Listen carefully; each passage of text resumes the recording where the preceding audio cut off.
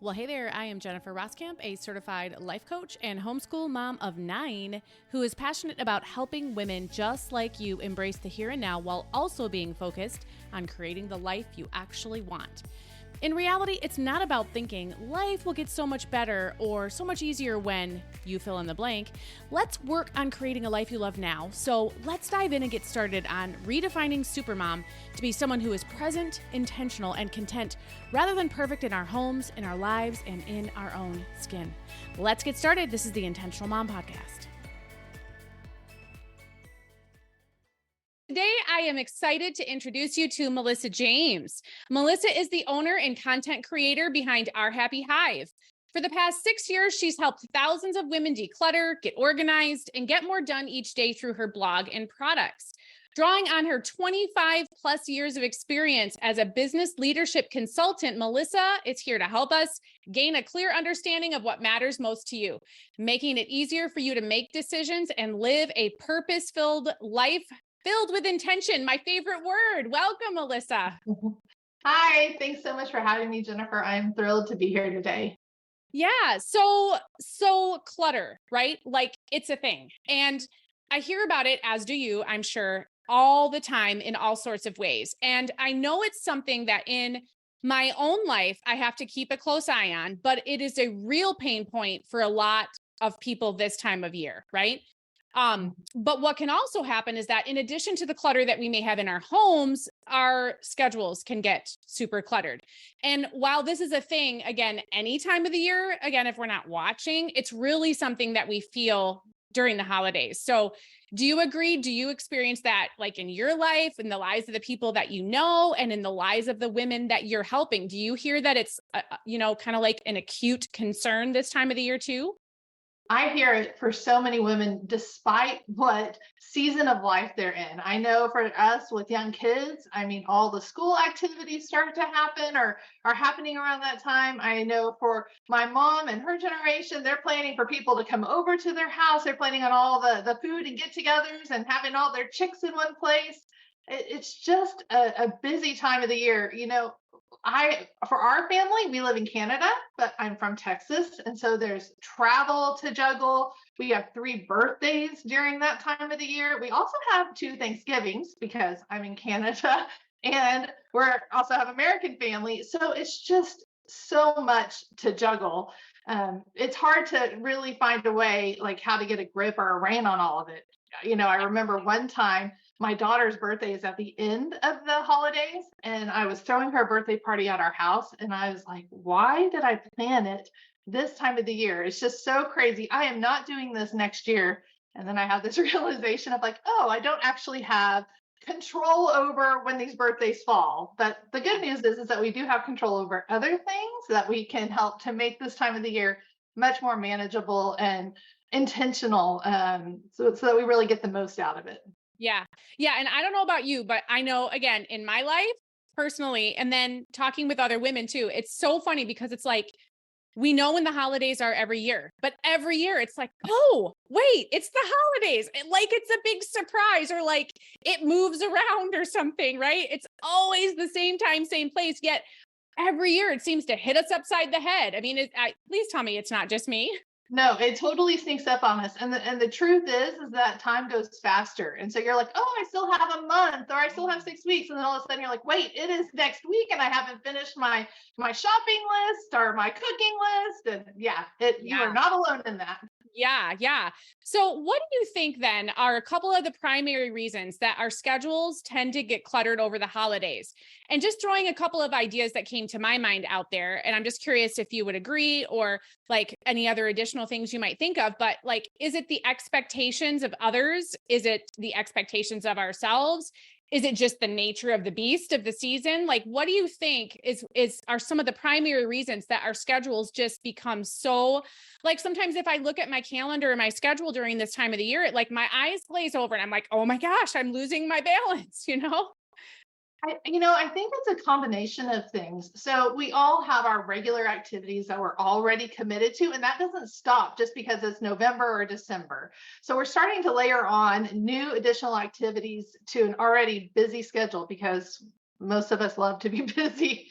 But when you think about the additional activities, we have these ideas, these big hopes and expectations for the holiday season. You know, you might hear something that a friend has done or see something on social media that you're like, oh, I want to do that. That's a great idea. And then you start to create these expectations and additional pressures and stress on yourself. And before you know it, you've overcommitted and you're stressed out by all the things you're trying to do for you or for your family to make it a memorable time. Yeah, I love that point. How what you said, what really just, kind of hit me was all of a sudden you notice that you're overcommitted. It's like, and I don't get that either. It's like you can go from thinking, oh, this is okay, I can take this on or I can schedule this or whatever. But then all of a sudden it's like you leap over like that tipping point where it's like it's fine. And then all of a sudden it's not fine. And I don't even know how that happens either. I think it's what we were talking about earlier. The time creeps up on us. It moves faster. We had one more commitment this week or something unexpected that we didn't plan for this week, and we have no margin to accommodate that extra thing that snuck up on us. And so then all the things we had planned get pushed back and down the pipe. And it's just before you know it, you're Yeah. stressed by what you need to do and what you want to do.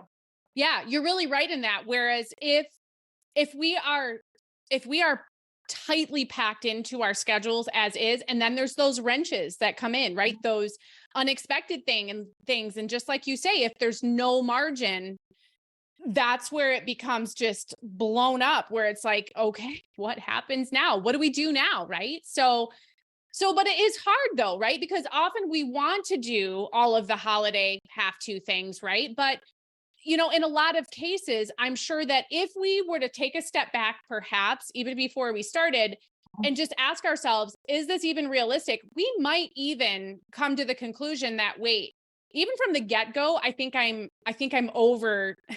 overdoing here. And so, if we then are in a position where we realize we're just not going to have the time, the bandwidth, or something else to do it all, where do we start? Is there a place that you can guide us that we can start from in determining what to say yes to and what to say no to? Is there some guidance you can give us with that? Absolutely. I think one of the things I love to do before every season or before a new year is to think about what is my vision? How do I be more intentional with my time? What is it that I want out of this? I know that we can get so busy for me that we're always from this place of reacting and trying to get things done and trying to cross things off our list. But if we step back and say, and speaking specifically about the holidays, what do I want this holiday season to look like? What do I want to feel like in the midst of it and also after it? What are the experiences that I want After. to have? Yeah, after it, right? Like not just in the moment, but also like I don't want to get to the end of the season and be like, man, this was so stressful that, like I said, for my daughter's birthday party, I'm never doing it around this time of the year again. Yeah. So I think having that vision, and you can do some things to cultivate that vision. If you're not someone who's necessarily reflective, you can look up journal writing prompts to say, like, some of these questions I'm throwing out there. What is it that I want this to look like? What do I want to feel like? What do I want my family to experience or remember? And backing up even a few more steps is like, what are my priorities during this season?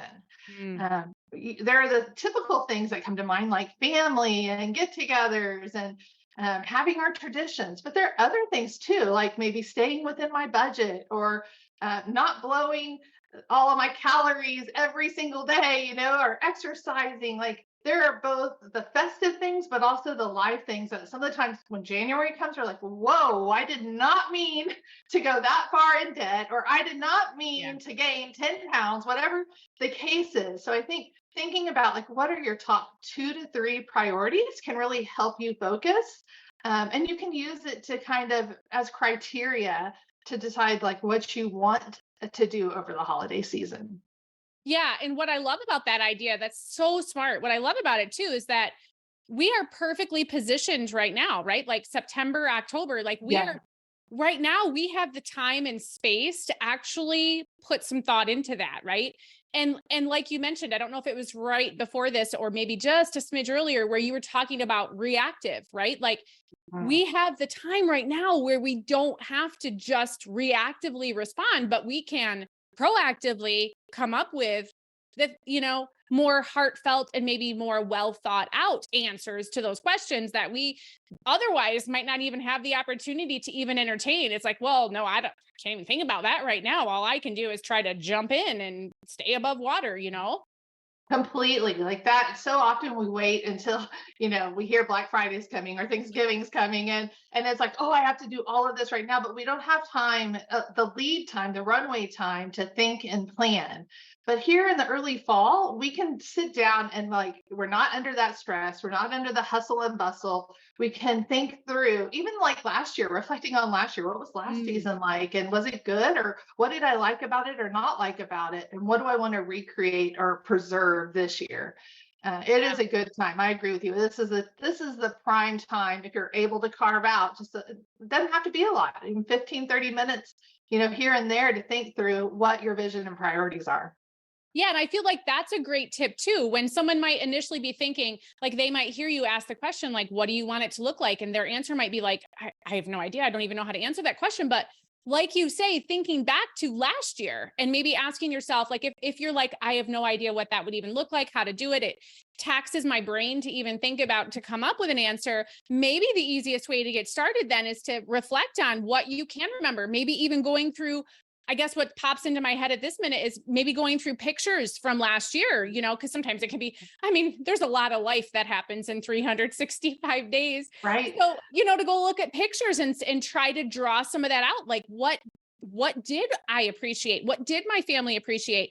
What did work well last year? And what of that sort of stuff would I want to repeat? And what would that look like? That's a great idea, that reflection piece. That did not even occur to me, but that can be so helpful. And so thank you for that. That's amazing. But Yeah. I want to just piggyback on that really quickly. yeah.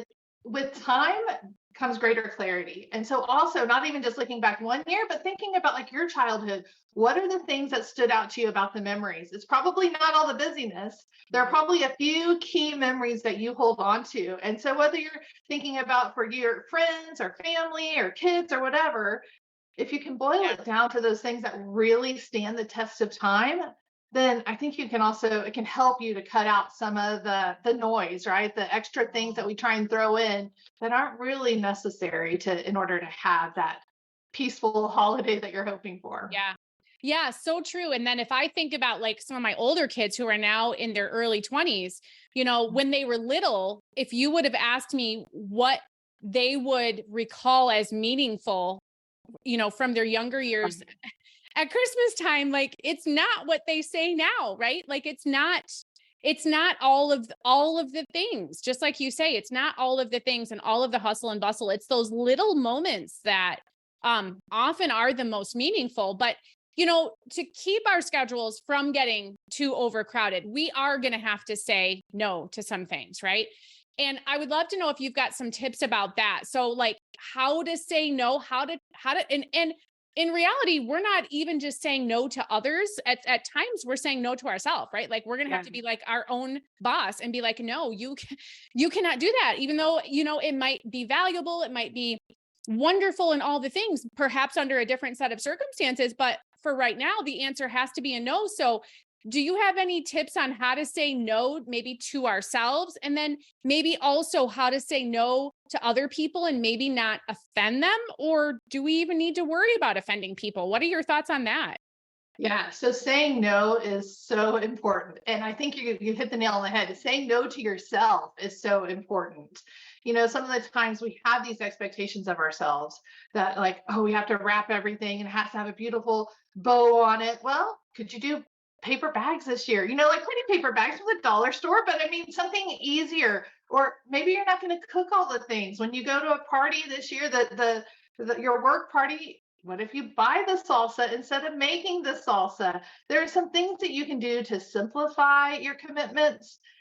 Again, another thing you can say no to is even your mindsets. So, are you going to compare yourself to your neighbor or your best friend or to someone else's holiday experience? Are you going to say no to complaining? How can you practice an attitude of gratitude?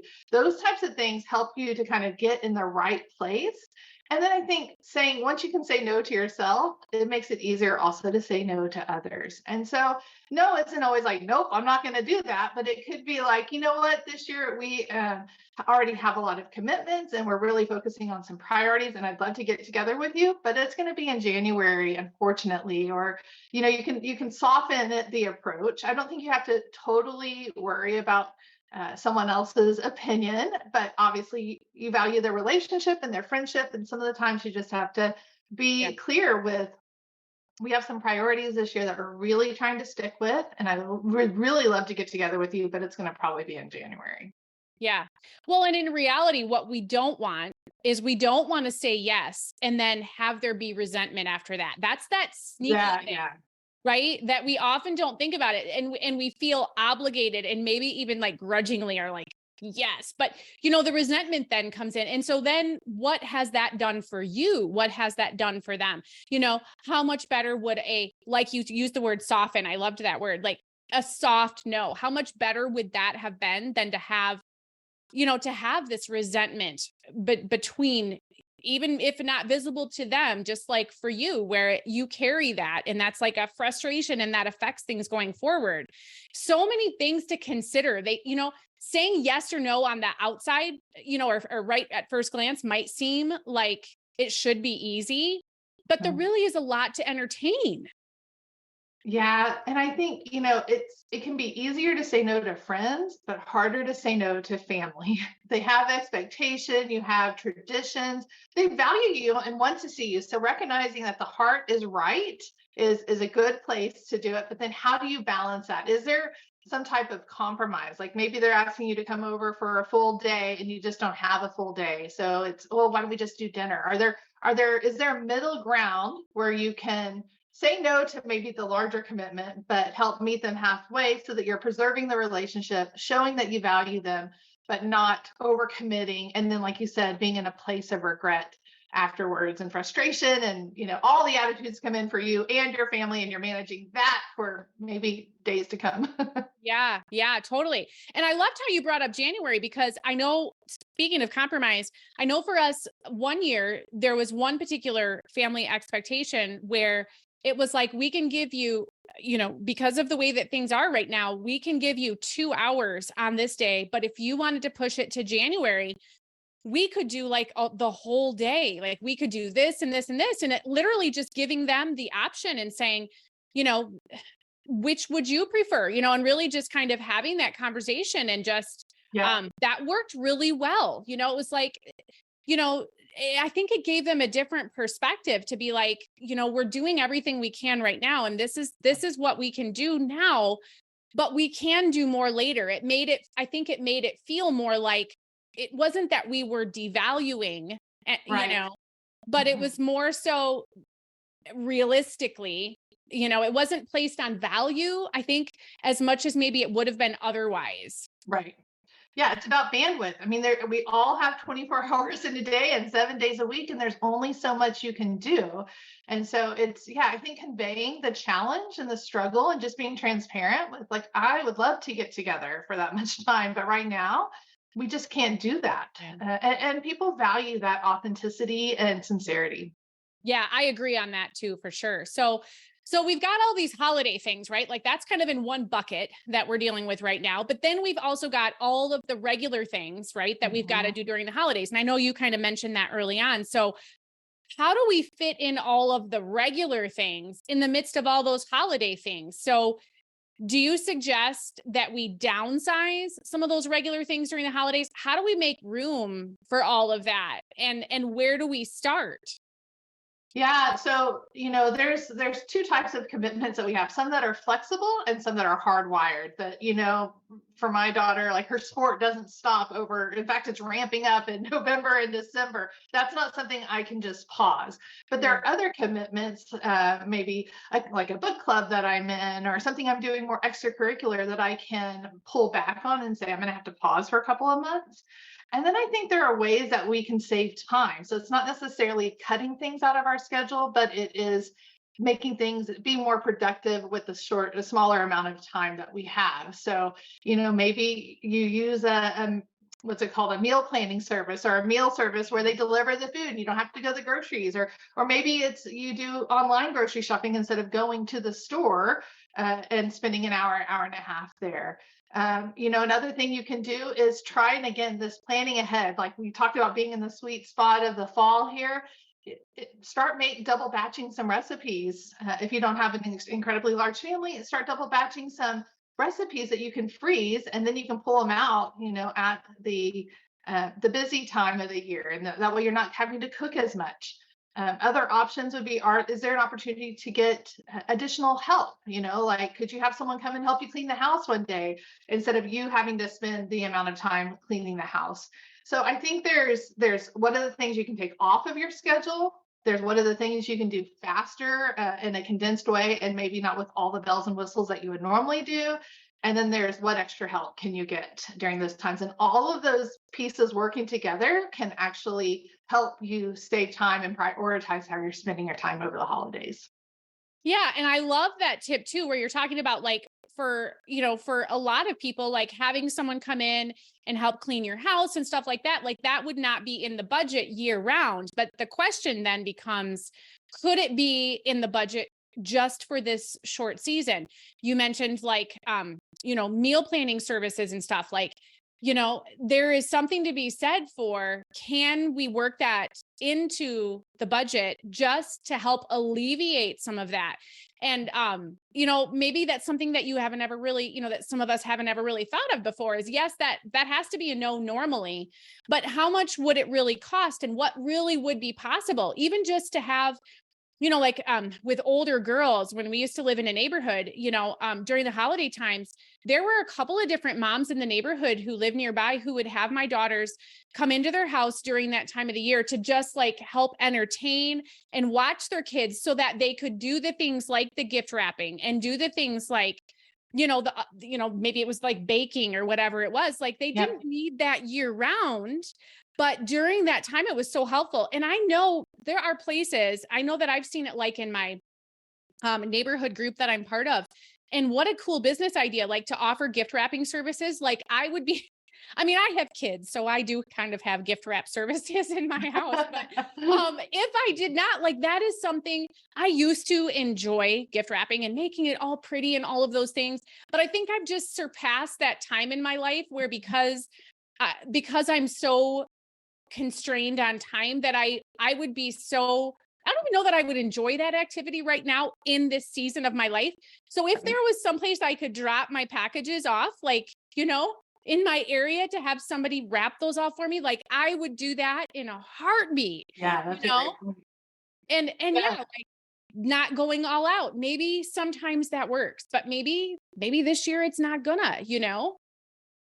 Yeah, I think you bring up a great point about like leveraging those that are around you. So you mentioned you have kids and you can outsource to them. I've been talking a lot from the perspective of what do I do or what do we do as women.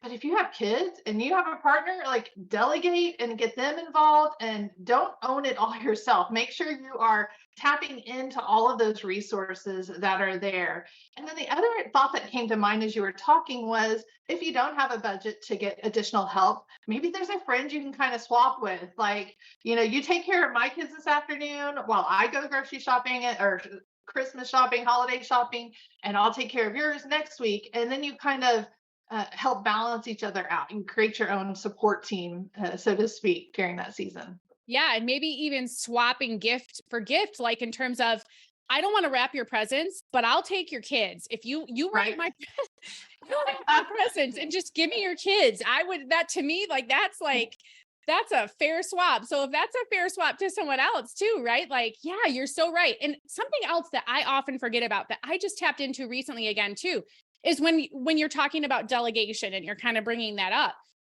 Something that I often forget, like I might think, can my husband help me sort out these gifts, right? Because we shop year round and I do my best for presents and stuff. And I do my best to keep an inventory sheet.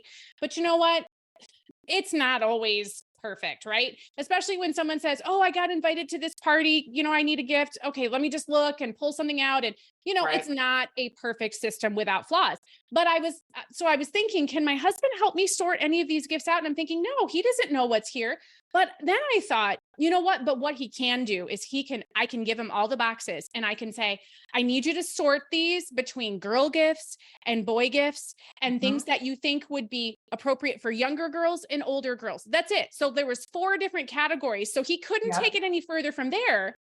But that did save me time, right? So it's not even delegating the whole activity. Sometimes it's scrounging around and finding the tape, finding the scissors, bring me all the holiday gift wrapping supplies. Even if someone can just buy you 10 minutes, right? If it's 10 minutes here, 10 minutes there. I think that's a great point. So often we have this all or nothing mentality. Like I have to get rid of all, delegate or assign or do this entire thing. Even like hosting people at your house, meals to get together over the holidays. A lot of times it wouldn't be in the budget to like maybe cater a whole meal, but you could get the dessert taken care of. And then you only have to do the entree, or you could have someone bring a salad, or there's different ways to divvy it up so that you're not carrying all the burden. So whether it's meal planning and get togethers or gift wrapping, there's so many ways that we can just kind of break these things that feel really big down and have other people help carry the load. Yeah. Well, even for those regular things during the holidays, right? So maybe Mhm. you can't afford to eat out everything, but maybe you could stop by, the deli counter and grab just the side dishes, or maybe you could grab just the rotisserie chicken and you do the side dishes. Like you're so right. It's that we do tend to, our brains, I think, are just wired for that all or nothing. Like, no, I can't afford to eat out, but wait a minute, could you afford just this small piece of it and how Mhm. much that would alleviate? Yeah, absolutely. Again, kind of going towards our expectations. Like one of the things I often feel like is dinner, I need to cook a dinner, or it needs to be, like not a formal dinner, but a more like an entree. And I find, especially in the parts of the year that get really busy, is that I don't want to cook necessarily on the weekends and things. So could you give yourself permission to do sandwiches one night instead of, cooking something that takes half an hour or an hour?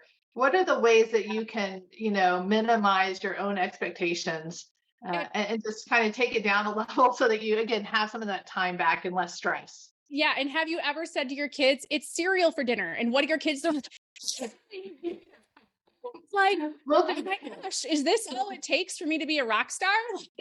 right? I'm always like, duh, right? Because we stress about it, but they're like, yes, it's so funny. Isn't that funny how our brains see things and sometimes we just need to get over ourselves, right? And the way that we see it. Because it's like, you know what? Just get over yourself. Just I need to tell myself that. I need that probably on a post-it note, like 1,000 places in my house.